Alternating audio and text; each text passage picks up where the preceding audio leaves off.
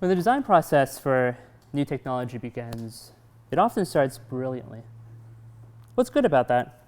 An elderly senior citizen is asked about her daily foot rub.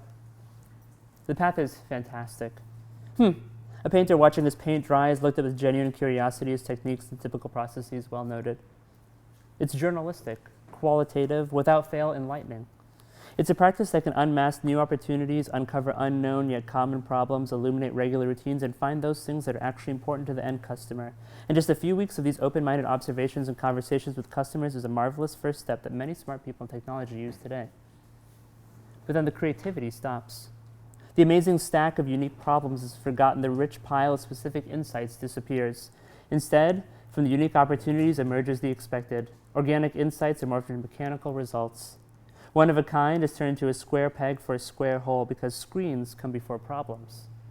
We do this, draw a rectangle, and again and again and again. No matter the client, the industry, or the problem we're trying to solve, the creative process for developing technological solutions repeats the lazy act of drawing a screen. Where does the logo go? How big is it? As makers of technology, we're here to solve problems in the most elegant ways possible. Our research allows us to identify new and unique problems to solve. Our creative drive to discover what motivates our customers is a fantastic way to start. But then so often, we commit the common, terrible mistake. We learn fascinating things, then we draw a lazy rectangle. We start asking what generic pattern libraries we should use and toss in a parallax scroll or whatever's trendy at the moment, like the hamburger icon. We end up asking questions like, how can we help this 82-year-old diabetes patient using this form field? Unique problems don't have generic answers. Yes, in some cases, a graphical user interface is a decent solution. But so often, we throw away our best stuff, our opportunity to do something new and different the very moment that marker hits whiteboard. Before we can even solve a problem meaningfully, we throw away the opportunity to do something better. Digital products can do so much more than have a fancy front end. Even if your company's core product is an interface, not everything that comes after has to be an interface. If things were that rigid, Apple Computer, the personal computer company, would have never become Apple Inc., the world's largest consumer electronics company. If companies didn't go after opportunities beyond what they do today, Netflix would still be mailing DVDs in red envelopes. Great thinkers adapt. Great companies offer their customers the best possible solutions, whether they have a graphical user interface or not. Alan Cooper, who brought user research to the software world back in 1992, once wrote to technologists, "Our most effective tool is profoundly simple. Develop a precise description of our user and what he wishes to accomplish." What he wishes to accomplish is rarely to use a menu, a drop-down, or other outcomes of lazy rectangles. That section's talking about the first principle, which is to embrace typical processes instead of screens. This is some video footage of Dr. Michael Rothberg. A number of years ago, something undocumented in the medical field happened to him. After this psychological event happened to Dr. Rothberg, and he found no documentation of it, he found a colleague of his at the hospital he worked in, and they designed a survey for the medical staff. They found that astoundingly 68% of the other medical staff had had the same undocumented psychological experience as Dr. Rothberg. After they published their results in a reputable medical journal, the study was repeated at another university with undergraduate students. This time they found that 90% of those college students had the same undocumented psychological experience happen to them. What was it? What plagued Dr. Rothberg? Something called ringxiety, or phantom vibration syndrome. The idea that your phone is buzzing and beeping when it's not. Kleiner Perkins has found that average smartphone users get about 150 notifications a day. And earlier this year, a British study showed that people in the UK often check their phones about 221 times a day. It's all these addictive services buzzing and beeping in your pocket, screaming, "Let me out."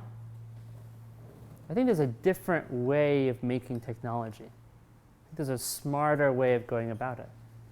This is the original icon for the Moves app.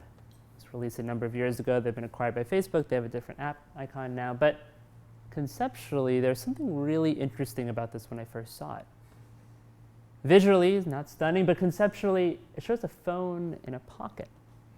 It says, we work best when we just sit in your pocket. It's a sort of back pocket app. It's a digital pedometer. It tracks where you've been, the number of steps you're taking. And unfortunately, to really get any value out of the Moves app, you have to look at this data dashboard that no one really wants to look through. But there's something interesting about what they were scratching, what they're going towards. Here's a different problem. Losing your keys. It happens to a lot of people. It frustrates a lot of people when they can't find their house keys. There's a startup called Lockatron, tried to launch an app. There's an app for that to try to solve the problem. The way their app worked was you put a piece of hardware over your deadbolt, and then you have your app, and your app has this pretty straightforward and simple UI where it just has an unlock and lock button. Lockatron looked at this and they thought, okay, our UI is not bad. And they looked at the sort of larger user experience and it looks something like this. Step one, you walk up to your front door and you want to open it. You want to open, step two, you want to open your door, so you pull your phone out of your pocket. Step three, you want to open your door, so you wake up your phone. Step four, you want to open your door.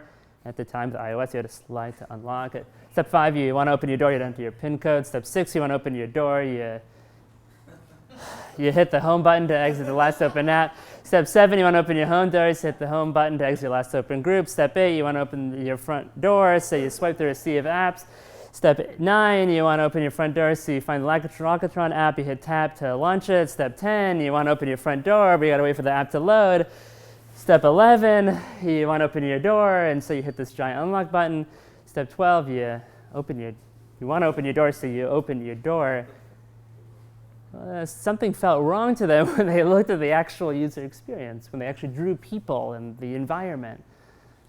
So they thought, well, what if we embrace this first principle as talked about in this book, and we just try to look at typical processes instead of screens? And what if we just got rid of all those steps that have to do with the graphical user interface?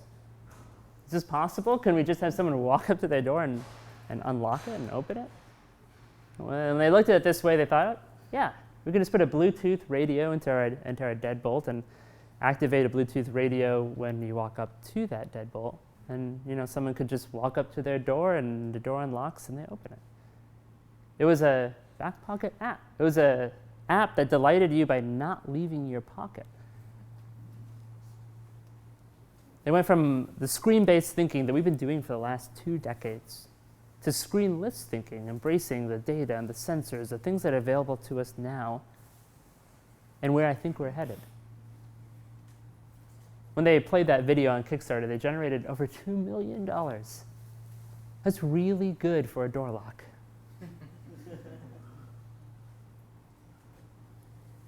There's other companies who have experimented with these sort of back pocket apps. Square for a while had this feature called Auto Tab. You turn it on, and when you walk up to the store, the cash register gives information about you to the cashier. Your name pops up along with your recent orders. Then when it comes time to pay, your picture is there, and you just kind of grab your sandwich or your coffee and walk out of the store. You never take your phone out of your pocket in their experiment, even to pay. It's a back pocket app. It's pretty interesting. There's this startup called Ginger.io, which looks at a number of healthcare products. They do some interesting things. One of the things they do is create a back pocket app. Take someone who has severe depression, and they have this back pocket app, and it's hooked up with their sort of healthcare provider. And as they it monitors as they sort of get up in the morning, who they talk to, whether they're leaving the house or not, whether they're seeing friends or family. And it looks for those triggers to identify if someone who's at risk for severe depression to be in severe depression. It's looking at emotional qualities while just sitting in your pocket. Pretty